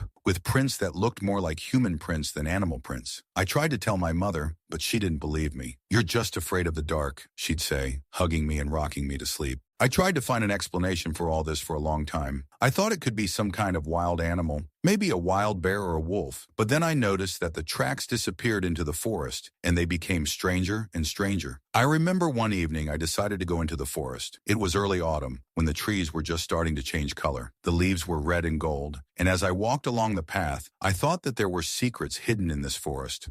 I didn't know what exactly was waiting for me, but I felt that this place was full of mysteries. I reached the place where the tracks usually were. I didn't notice anything strange. At first I was glad that these were just my childhood fantasies and that there was nothing unusual here. But the deeper I went into the forest, the more uncomfortable I became. The air became heavy, and no matter how hard I tried to force myself to feel calm, some kind of anxiety grew in my chest. I looked around, and it seemed to me that the trees, as if alive, were watching me. The leaves rustled as if someone was following me. I quickened my pace, but the sounds did not stop. The next morning, the goat disappeared again, and this time the tracks did not lead into the forest, but straight to the house. Along the fence right next to the gate, I saw deep tracks, similar to the ones I had seen before. They did not look like animal tracks, although they looked like them, but they were much deeper, as if something incredibly heavy had passed along the ground, leaving deep indentations behind it. I stood there looking at these tracks, and I became increasingly afraid. I felt that this was not just a coincidence. I could not explain why, but it felt like someone or something was there, watching us. My parents didn't say anything about it again, just like before. They thought I was just starting to act out my fantasies, but I knew it wasn't like that. It wasn't my imagination. It was something real, something lurking in the woods. That night I decided not to sleep. I took an old lamp and decided to go to the window. I hoped that I would be able to see something. I sat holding the lamp in my hands and looked carefully into the darkness. Suddenly I noticed movement among the trees. Something big. Something tall. I froze. At first, I thought it was just my mind playing tricks on me, but as it moved closer, I realized that it was not something ordinary. A figure stood in the darkness, at the edge of visibility. It was neither animal nor human. Something strange, unimaginable. I could barely breathe from fear. My hands were cold, and my heart was beating so hard it felt like it would burst out of my chest. I knew it couldn't be a coincidence, and whatever it was, it knew I was there. It was watching me. When I decided to go into the forest that night, there was not only curiosity in my eyes, but also desperation. I had to find out what was really happening. I could no longer close my eyes to what was happening, could no longer claim that it was just nightmares or imagination. The tracks, the disappearing animals, the strange rustling sounds, all of this was accumulating in my mind like the fragments of some strange puzzle, and I felt that I was almost on the verge of solving the mystery. I had to know the truth. The forest was especially quiet that night. The wind did not stir the leaves, and even the stars seemed dim, as if they were no longer burning, but only fading. I felt the cold seeping into my bones. Everything around was dark, and the only thing I could hear was the sound of my breathing, echoing in this dead space. I walked further and further through the dark trees, feeling as if each step was taking me deeper into the unknown darkness. And suddenly I heard something. It was not just a rustling sound. It was something alive, something watching me. I stopped, listening. My heart began to pound, and my breathing became ragged. I stood there tense, waiting for what would happen next. Suddenly I saw movement in the trees. Strange, slow movement. At first I thought it might be an animal, maybe a deer, scurrying through the brush. But no, it was something more. It moved through the air as if it didn't touch the ground. Large, dark shapes that couldn't be just trees. I froze, pressing myself against the trunk of the nearest tree, trying to blend into its shadow. My body went rigid as stone. I didn't know what it was, but I knew I couldn't let myself be seen. But no matter how hard I tried to remain invisible, these figures seemed to know I was there. Suddenly, one of them stopped and looked straight at me. I couldn't believe my eyes. It was huge, black as the night itself. Its eyes sparkled like two sparkles in the dark void. It seemed to me that it was looking right into my soul, and I felt the cold penetrate even deeper. This entity was not just a living being. It was something ancient, something so powerful that even thinking about it was terrifying. She took a step towards me, and at that moment I felt the ground beneath my feet begin to vibrate. My toes went numb. A thought flashed through my mind. Run!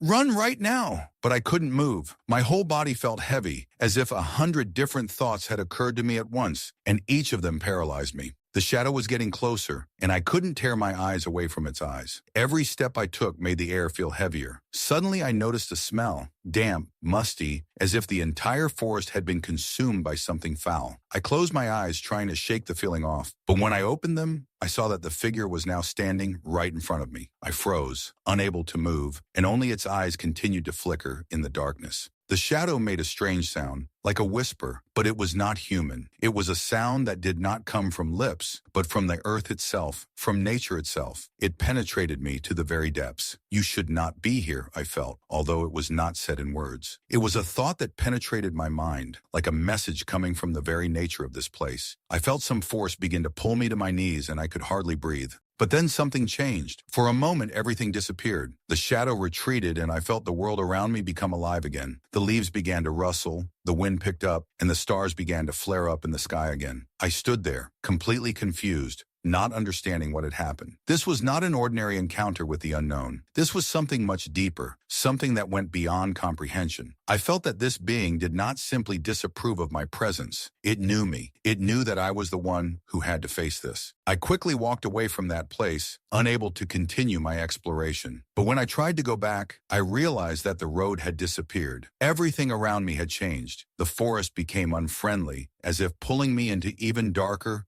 and more mysterious corners. Suddenly, I realized that the way back was no longer just the way home. It was a journey into the unknown, and I did not know what awaited me ahead. I heard that rustling sound again, that sound as if something was moving behind me. I froze, listening, but saw nothing. But now I knew I was not alone. I woke up as the light slid across the old window panes. The gray shadows that had seemed so deep and ominous in the night were now just a faint reflection of daylight. But this light could not dispel the tension that remained in my soul. Fear and uncertainty still sat in the depths, like invisible shadows that followed me. After what had happened in the forest, I knew that something had changed. That day, I decided to return to the place where I had encountered the creature. Something was pulling me there, as if a force was demanding my return, as if I was part of something more important than just a casual explorer. Maybe I was destined to meet this creature. Maybe I was one of those who was meant to understand its secret. As I approached the forest, I felt the wind turn cold and hit my skin hard. The sky was dark, and every step echoed strangely in the void. It felt like the ground beneath my feet was coming alive, slowly moving me to this place, over and over again. The trees, with their twisted, dark silhouettes, reminded me of a labyrinth that was impossible to leave. I knew I couldn't leave without allowing myself to look into the eyes of what lurked in those shadows. I moved slowly, feeling that each step was heavy and irreversible. With each passing moment, the forest became denser, and the sounds became quieter. Nothing disturbed the silence, and only my thoughts remained loud. Why did I come back here? What was I looking for? I could just leave, start a new life, forget about all this. But something did not give me peace. I was attached to this place as if it were a part of me, and this feeling of anxiety, of not being able to find an explanation for what was happening, forced me to continue. My path led me further into the forest, but at that moment I noticed how the sky suddenly became darker. At first it was barely noticeable, but after a few seconds the forest swallowed up the light and there was only darkness around me. I continued walking, but now I was not sure that I was moving in the right direction. The forest became unusually quiet, and the steps under my feet became muffled, as if the ground was absorbing the sound. And then I saw it. At first it was a barely noticeable movement among the trees, and I thought it might just be a trick of the light. But when I looked closely, I realized it was not a trick of the light. It was something real, something alive, a silhouette. At first just a shadow, but then it became brighter, the outlines becoming more distinct, and I realized it was not just a figure. It was her, a shadow from the night, existing in the shadows of the forest, knowing no boundaries of time or space. She was close, so close that I could feel her presence, like a chill that would envelop my entire body. But I couldn't look away. I felt everything inside me tense, as if I were tied to this creature by an invisible thread, and I couldn't understand why I couldn't move. My legs felt heavy, as if something invisible was holding me back. I was trapped. The shadow approached and I froze, unable to breathe. It was almost invisible, like darkness itself, and it seemed to move through the air without touching the ground. Its eyes sparkled, and every glance penetrated my soul, leaving no room for doubt. It was a look that made me forget that I was human, that I was alive, that I had a will. I was part of this dark entity, and then it finally stopped in front of me. "You still don't understand," I heard this whisper in my head. It was not words but a thought, but it was so clear and distinct that there was no doubt that it was not me who was thinking it.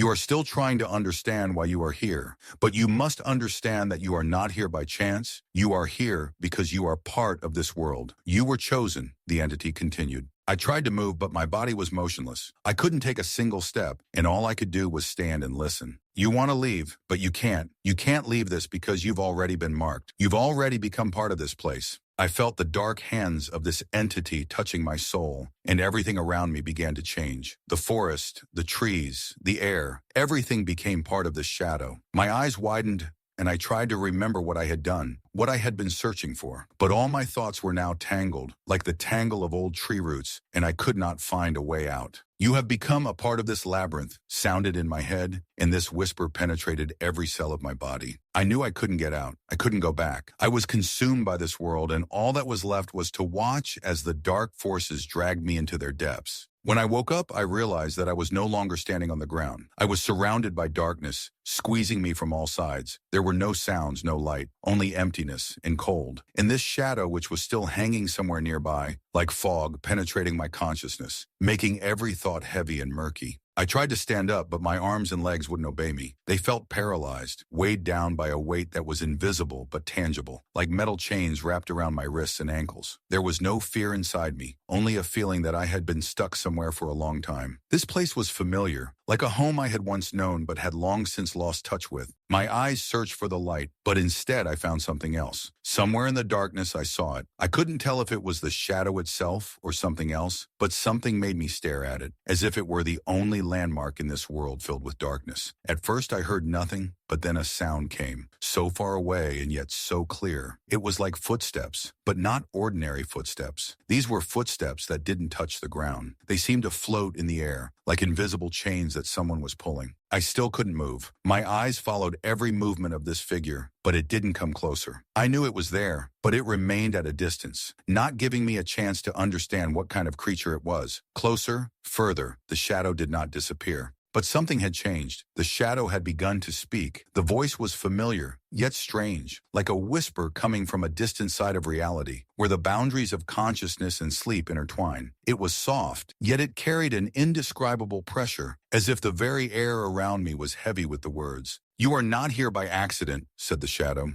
I tried to move again, but nothing happened. She was in everything, in the air, in my thoughts, in the cold. I felt her everywhere, as if she was penetrating my memories, pulling out the darkest corners of my mind. "You think you can understand what's happening, but you can't. You're already lost," she continued, her words echoing in my head. The shadows grew thicker, and the world around me grew foggy. I didn't know how long I'd been here, but the longer I stayed, the more unresolved the situation became. I tried to remember what had happened. Why was I here? Why was this place drawing me? But the answers weren't coming. I thought about what had happened before, about how I had gotten into the forest, how I had walked there determined to understand what was happening. But now I understood. It had all been in vain. The forest, the entity, all of it, it was something more, like a labyrinth with no way out. "You think your actions can change the outcome, but you're already a part of it," the shadow spoke again, its voice getting closer, almost inside me. At some point, I felt my thoughts begin to lose shape. I knew it wasn't just fear. It was a feeling of becoming something else, something that no longer belonged to this world. I knew I wouldn't be let go. I was connected to this place, to this being, as if my whole life had been a preparation for this moment. "You can't leave. You were chosen, and now you're part of this, part of the shadow, part of me." I tried to scream, but I couldn't. My lips wouldn't move, and my voice wouldn't come out. Only this feeling of presence, heavy and endless, surrounded me. And then something changed. I felt something appear in the darkness before me, as if the darkness had begun to form some kind of outline, a figure like a person, but not quite. It was indistinct, like a mirage, but with each passing moment it became clearer. At first it was just an outline, but then I made out its face, and it was a face I knew, a face that had once been close to me. It was my sister. I knew her, even if she looked strange. Her eyes were shining and her lips were moving, but I couldn't hear the words. She looked at me, and there was something in her eyes that I couldn't understand. "You're here because I needed you, but now you have to be with me forever." The shadow seemed to move away, and I saw her figure standing next to my loved one, but it was not what I expected. I felt the fear growing in my chest again.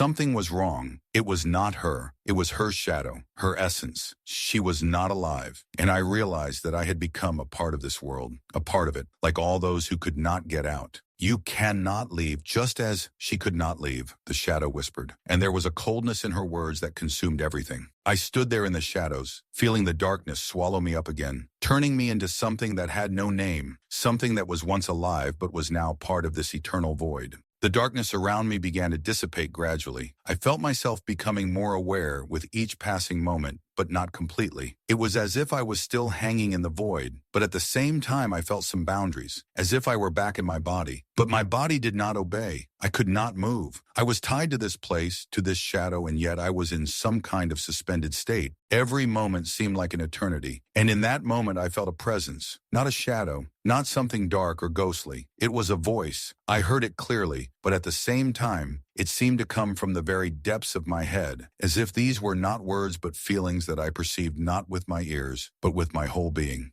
"You want to understand what's going on here, don't you?" the voice asked. It was deep, almost soothing, but at the same time it radiated such power that it made it hard to breathe. I didn't answer because I knew I didn't need to. The answer was already inside me. That voice was part of this place, part of me, part of what I had long tried to hide. The answer was obvious. I had been searching for the truth, and now it was before me like never before. "You can't just get out of here, afternoon," the voice continued. It sounded almost like an old warning, like something I should have known, but I couldn't remember why. And then I felt something squeeze my throat. No, it wasn't physical pressure. It was like an internal feeling that filled me to the brim, as if I wasn't just trapped in this place, but also stuck in my own thoughts, my own fears and doubts. I tried to figure out where I was and what was happening to me, but it was no use. Every attempt to gather my thoughts met an invisible wall, as if I was trapped in my own mind. "You think you can get out, but you're already here. You were here from the beginning." Those words, spoken by a voice, echoed in my head. I didn't know what they meant exactly, but in that moment, all I knew was that I was part of something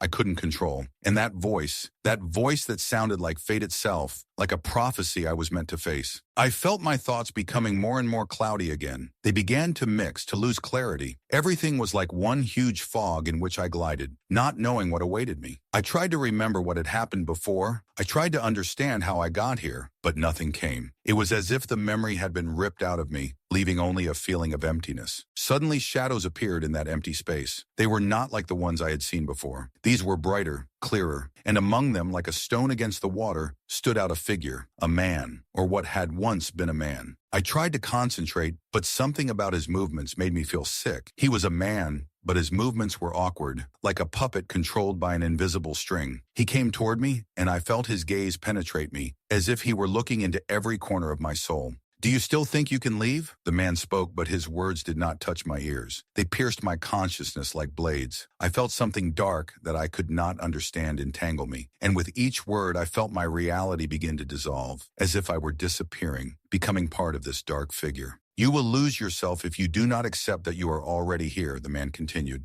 his words coming from deep within. I tried to make sense of them, but all I could understand was that I was becoming part of this place again. Not the person, not me, but something much bigger. And in that moment, I realized that my struggle was futile. I couldn't get out. I was connected to this place. I was in its web, and now I wasn't just a person looking for answers. I was part of something that had been there for a long time, and I realized that maybe I would never get out of here. I would be here forever. I wake up and the world is different again. Everything around me seems blacker and more shapeless, as if reality itself is beginning to unravel, losing its outlines. I lie there, unable to move, as if my own weight has become too heavy. My headache is pressing, and I try to figure out where I am. Everything around me seems empty. The darkness that had seemed distant just a moment ago has now become a part of me, like a shadow hiding my reflection. I try to stand up, but my legs won't obey me. I feel the ground beneath me cold and hard, and the air is like an icy stream that doesn't let me breathe. It fills my lungs, as if I were underwater, but without a drop of moisture. My whole body resists movement, as if I were bound in invisible shackles.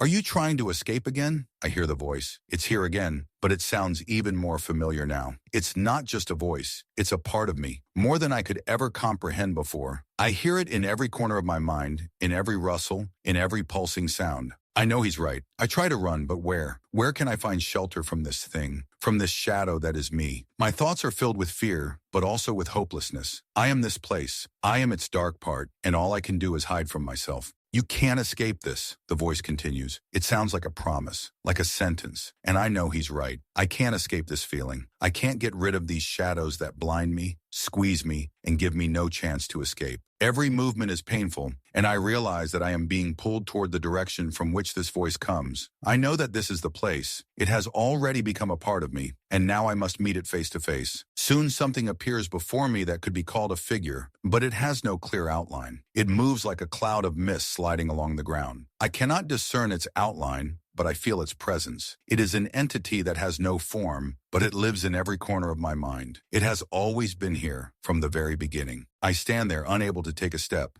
and she approaches me. I don't understand what she wants, but I feel her gaze. It's not a physical gaze, but as if she's penetrating the deepest corners of my mind, extracting every hidden thought, every emotion from me. You think you can win? The voice comes again, but there's something new in it now. It's not just a question, it's a test. It's something that makes me doubt myself. I have to answer, but there's no answer. I can't defeat what I created. I try to remember how it all began, and I think I understand. Everything I've experienced, everything I've seen and felt, was the result of one action, my desire to solve a riddle. But now I understand that this question has no answer, and I probably never will. The creature, the misty figure, approaches, and I feel it enveloping me. It is not pain. It is not physical. It is a feeling of losing myself, dissolving into this darkness. I am becoming part of something I cannot control. My body starts to move, but I can't stop it. My hands start to move, but I'm not the one controlling them. This creature is controlling me, and I feel it taking me into itself. I try to resist, but it's a futile attempt. It's a fight with something that has already become a part of me. You are mine, the voice whispers, and these are not just words. This is a statement. This is not an invitation. This is a command, and I know I cannot resist. When I realize this, the sky begins to change. It is no longer the sky. It is something else, an inky black ocean of the sky, with no horizon, no stars. Everything is consumed by darkness, and I realize that this darkness is me. I am part of it, and it is part of me. I lose consciousness. Everything disappears. I open my eyes and find myself in this place again. It is familiar, but at the same time strange and alien. This is a space where time does not exist, where nothing has clear forms. I lie on the cold floor, feeling my body react to every touch of the earth, and I realize that I am trapped again, trapped in my own mind. There is only fog around me, white as milk, but empty as the universe itself. I try to stand up, but my body won't listen. It aches, as if every movement is a test. My hand reaches up to my face with difficulty, and I feel something sticky and cold touching my fingers. It's a strange sensation, as if I'm not touching my face, but simply absorbing the emptiness around me. My thoughts are tangled, like threads that I can't unravel. You're here again. The voice comes from the fog, and I can feel it like vibrations in the air. It's familiar, that voice. It's become a part of me, like a painful memory that won't leave me alone. I don't want to listen to it, but it's already inside me, and I can't stop the words. You can't leave. You're already a part of me. Every word squeezes my consciousness like invisible shackles. I try to find a way out, but the fog around me is getting thicker. Again, I can't see where I'm going. I don't understand what's happening, but I feel like I'm returning to the starting point, to the very beginning. What am I doing here? Why am I going through all this? My body, my soul, everything pulls me back into this world. Am I doomed to wander the shadows forever? I search for answers, but every time I get close to them, they disappear like a mirage, leaving me even more lost. The fog clears and I find myself in the same place. The same lifeless room, the same walls, but now they seem closer, as if they are closing in, pressing in on me. The room is empty, just me and maybe someone else. I hear rustling, but I don't see anyone, just the emptiness in which I am trapped. I try to scream, but my voice won't come out. It's another form of silence that surrounds me. I can't express fear, anger, or pain.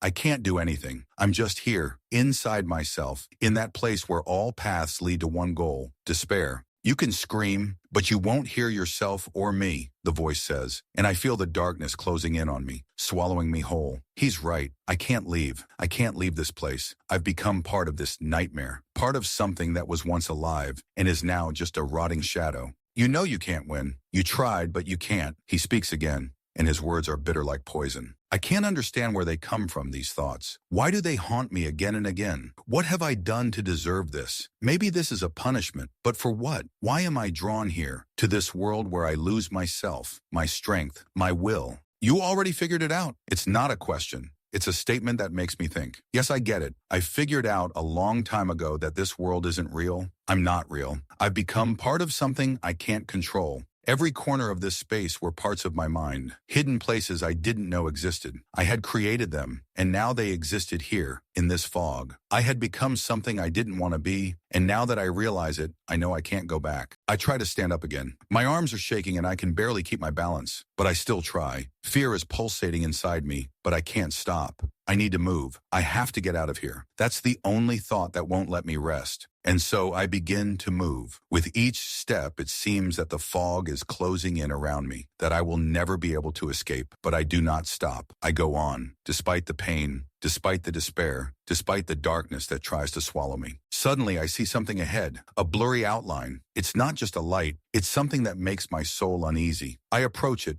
despite the voice that starts to sound in my head again. You can't get out. You can't. But I keep going. As I get closer, I realize that it is not light. It is something else. It is a shadow. It is alive. It moves. It is the same as me. And I realize that it is not just a shadow. It is my shadow. And it is standing right in front of me. My shadow, she smiles.